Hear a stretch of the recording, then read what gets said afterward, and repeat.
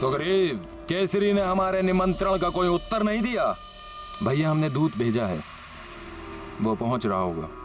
मैं चाहता हूं कि केसरी को यह ज्ञात हो जाए कि महानतम वाली अब किष्किंधा के महाराज बन गए हैं। किंतु भैया, ये किंतु परंतु त्रस्त आ गया हूं मैं इस किंतु परंतु से।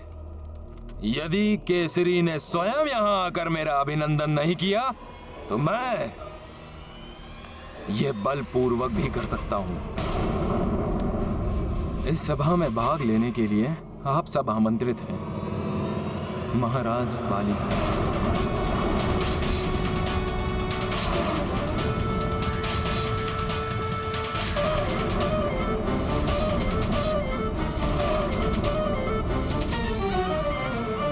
महाराज वाली?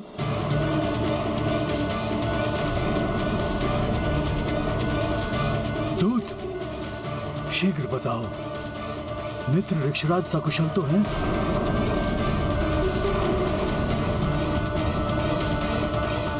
युवराज वाली ने स्वयं को महाराज की उपाधि से संबोधित क्यों किया?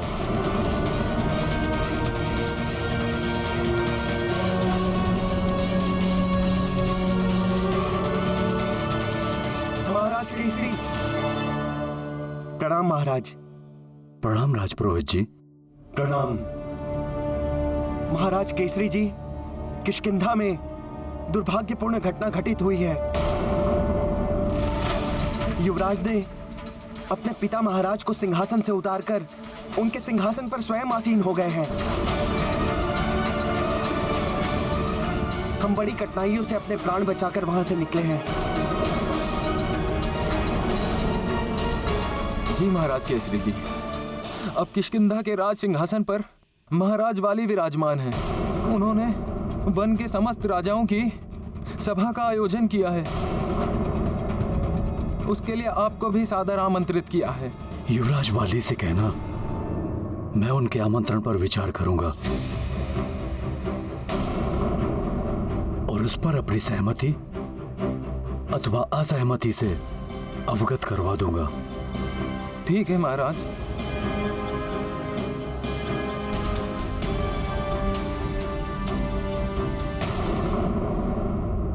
मेरे मित्र मेरी प्रतीक्षा कर रहे होंगे। यदि शीघ्र ही ये युद्ध रुक गया तो मैं शीघ्र ही सुमेरु लौट जाऊंगा और अपने मित्रों से मिलूंगा। तुम भी मेरे साथ चलना। मैं अवश्य चलूंगा भैया हनुमान।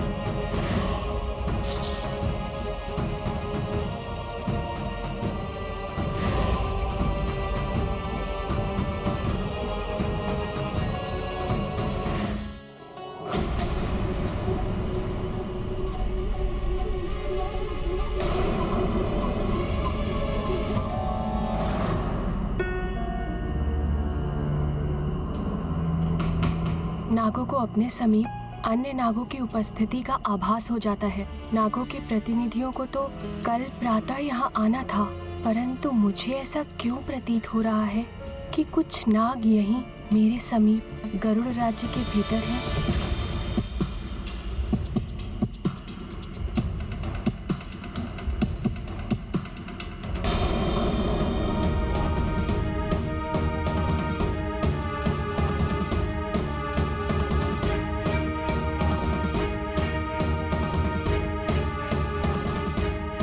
कठिनाइयों से मित्र हनुमान ने शांति प्रस्थापित की है।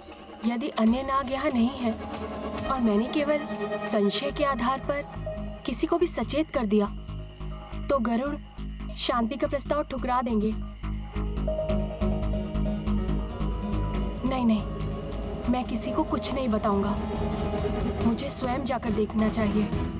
यदि अन्य नाग यहाँ है तो मुझे उन्हें अनुरोध कर यहाँ से लौटाना होगा।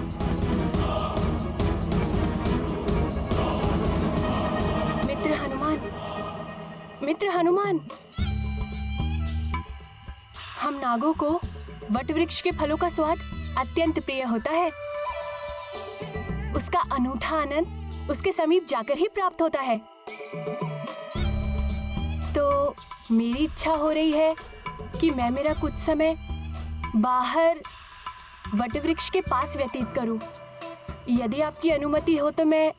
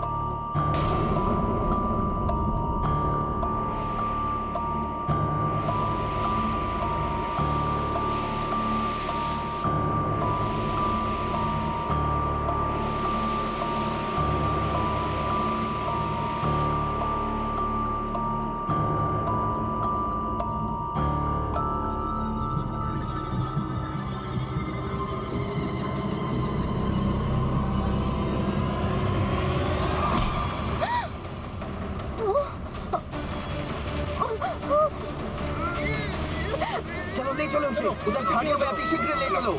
चलो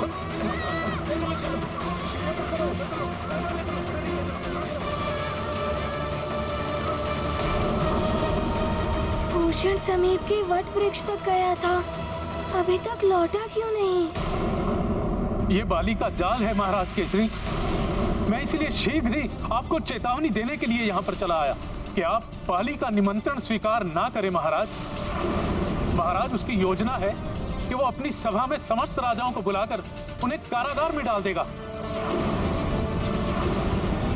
और फिर स्वयं को महानायक घोषित करके अपनी प्रभुता स्थापित कर देगा महाराज। मित्र ऋक्षराज मेरे दुख एवं सुख के साथी हैं। वो मेरी विपत्ति में सदैव मेरी ढाल बनकर खड़े रहे। जब कालदेव मेरे प्राण हर कर ले गए थे तो वो मेरी एवं मेरे परिवार की सहायता के लिए दौड़े चले आए थे। आज उनके संकट का समाचार सुनकर मेरा हृदय द्रवित हो रहा है। कुछ भी हो, उनकी विपत्ति के समय पर उनकी सहायता के लिए मैं अवश्य जाऊंगा। परंतु महाराज केसरी जी, बाली की महत्वाकांक्षा ने उसे अंधा कर दिया है। हो सकता है वो आपको भी क्षति पहुंचा दे महाराज। महाराज, बाली मेरे पुत्र के समान है। वो स्वयं मेरे पुत्र हनुमान के समान है। यदि पुत्र मार्ग भटक जाए तो उसे उचित अनुचित पथ का ज्ञात कराना हमारा कर्तव्य है। वो अवश्य मान जाएगा। वो मेरी बात मानकर अपने पिता ऋक्षराज को कारागृह से मुक्त कर देगा। नहीं महाराज, वाली के दम ने उसके विवेक को हर लिया है। वो किसी की कुछ नहीं सुनेगा। तब मुझे वाली से युद्ध करके अपने मित्र ऋक्षराज को मुक्त कराना ही होगा।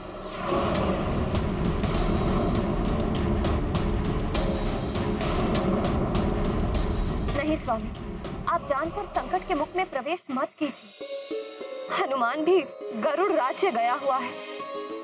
आपको हनुमान के लौट कर आने की प्रतीक्षा करनी चाहिए। तब तक बहुत देर हो जाएगी अंजना। हनुमान के लौटने पर उसे किष्किंधा भेज देना। मेरे मित्र ऋक्षराज और उसके दोनों पुत्र वाली और सुग्रीव पर भयंकर संकट छाया हुआ है। वाली में अनेकों सद्गुण हैं। वो अवश्य किसी के दुष्प्रभाव से प्रभावित है। मैंने विलंब किया तो न जाने वहां क्या अनर्थ हो जाएगा। तुम चिंता मत करो, मुझे विश्वास है वाली मेरी बात मान जाएगा। किष्किंधा के लिए मेरे प्रस्थान की शीघ्र व्यवस्था की जाए।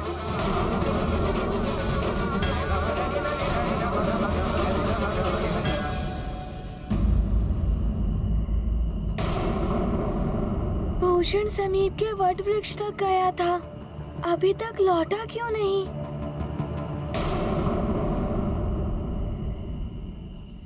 हनुमान भैया, मैंने एक भयावह दुस्वप्न देखा। रक्तपात, जनसंहार, मृत सैनिकों से पटी रणभूमि, जिसकी कल्पना ही इतनी डरावनी है, वो प्रत्यक्ष में कितना भयावह होता होगा। नागों और गरुड़ों का युद्ध टल जाएगा ना? मित्र चितांतक, युद्ध तो सदैव विनाशकारी ही होता है, परंतु तुम चिंता मत करो। हमने अथक परिश्रम करके शांति के जो बीज बोए हैं, वो अवश्य अंकुरित होंगे। कल नाग प्रतिनिधियों के समक्ष सत्य प्रमाणित हो जाएगा कि नागराज पंचफन गरुड़ राज्य में नहीं है। तब इस युद्ध का कोई कारण शेष नहीं रहेगा।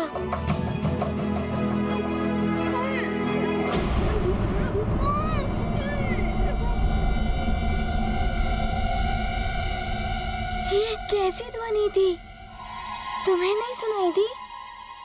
नहीं तो, मुझे तो कुछ सुनाई नहीं दिया। ये ध्वनि मेरा भ्रम था या किसी भावी अन्य? चिंता करना तो हनुमान के स्वभाव के विपरीत है, तब भी मेरा हृदय इतना व्याकुल क्यों है? आपने तो मुझे आश्वस्त कर दिया हनुमान भैया, और स्वयं इतने अधीर हो रहे हैं। मैं भूषण को लेकर आशंकित हूँ। बाहर जाकर देखता हूँ वो कहाँ रह गया। रुकिए हनुमान भैया, मैं भी आपके साथ चलता हूँ।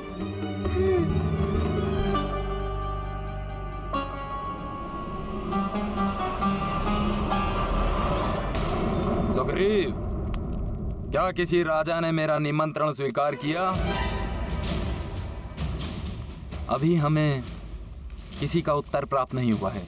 इसका अर्थ ये तो नहीं कि वो मेरे महानतम वाली महाराज वाली के आदेश की अवमानना करेंगे। कोई बात नहीं, वे स्वेच्छा से नहीं आएंगे तो महानतम वाली उन्हें बलपूर्वक यहाँ ले आएगा। मित्र भूषण, कहाँ हो तुम? भूषण, कहाँ हो? मित्र भूषण, तुम कहाँ हो? किधर हो तुम? भूषण!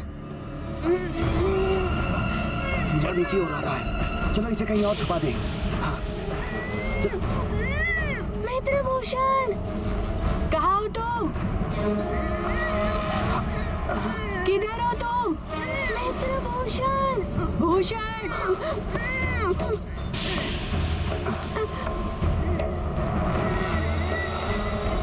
कहाँ हो तुम? मित्र भूषण! मित्र भूषण, कहाँ हो?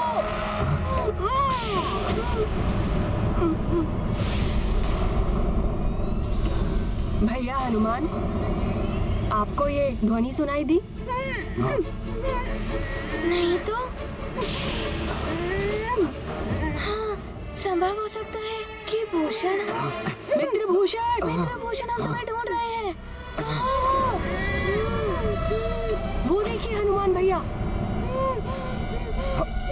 वो आकृति। वो तो तुम्हारे मन का भय है, बस झाड़ियाँ ही तो हिल रही हैं। चलो जाकर देखते हैं।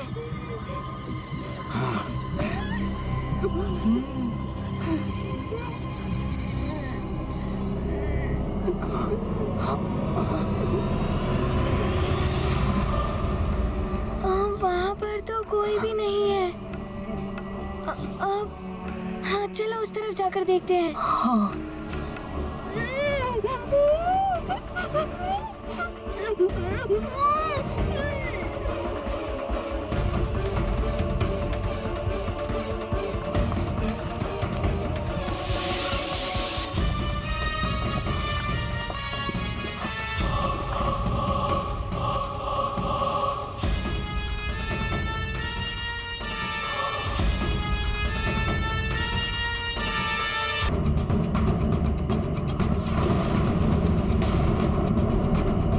भूषण, चितांतक, मित्रभूषण तो यहाँ नहीं है। भूषण, हाँ, चलो उस ओर जाकर देखते हैं। चलो। मित्रभूषण, सुमेरु के महाराज केसरी जी पधार रहे हैं। सुग्रीव, तुम अपने स्थान पर बैठे रहो।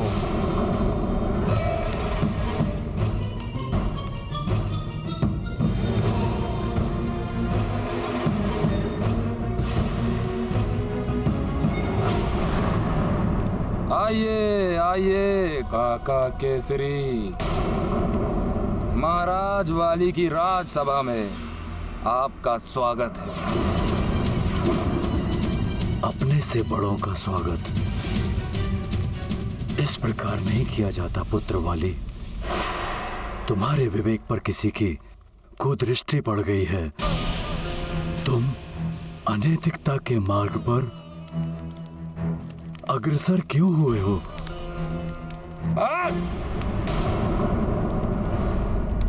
अब और भाषण नहीं, बहुत सुन चुका महानतम वाली अपने वृद्ध पिता के भाषण।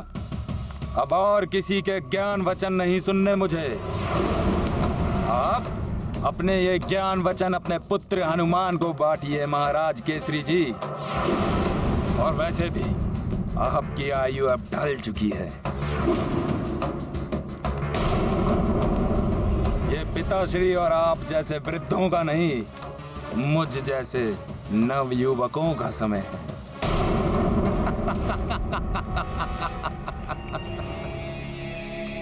भैया शांत सुग्रीव, महाराज की बात काटने का दुस्साहस मत करो।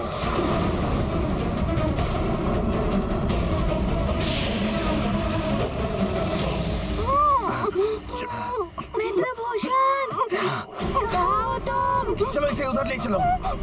मित्रभूषण, भूषण,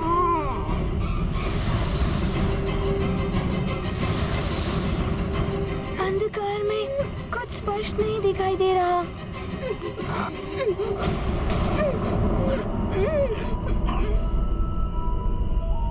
हनुमान भैया, मुझे पुनः कुछ सुनाई दिया।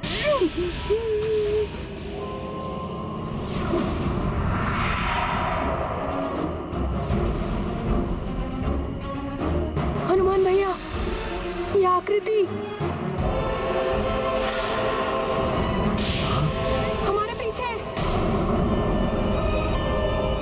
कौन है वहाँ?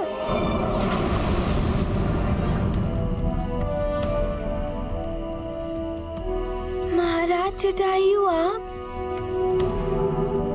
प्रणाम महाराज। प्रणाम पिताश्री।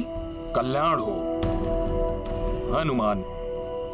जितांतक, मैं तुम्हारा कुशल क्षेम जानने के लिए विश्राम गृह गया था, परंतु तुम दोनों तो यहाँ हो।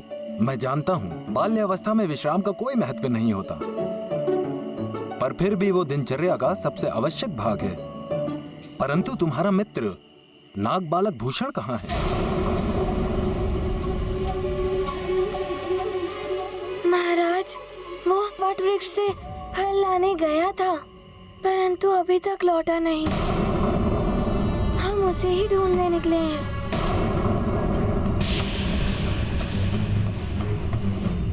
चलो, अतिशीघ्र चलो, गुफा समीप है। यदि हम उसमें पहुंच गए तो सुरक्षित हो जाएंगे।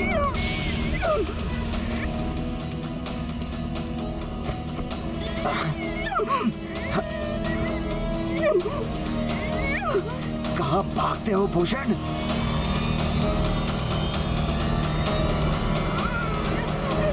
किसी की छाया है, छिप जाते हैं। चलो, शीघ्र करो।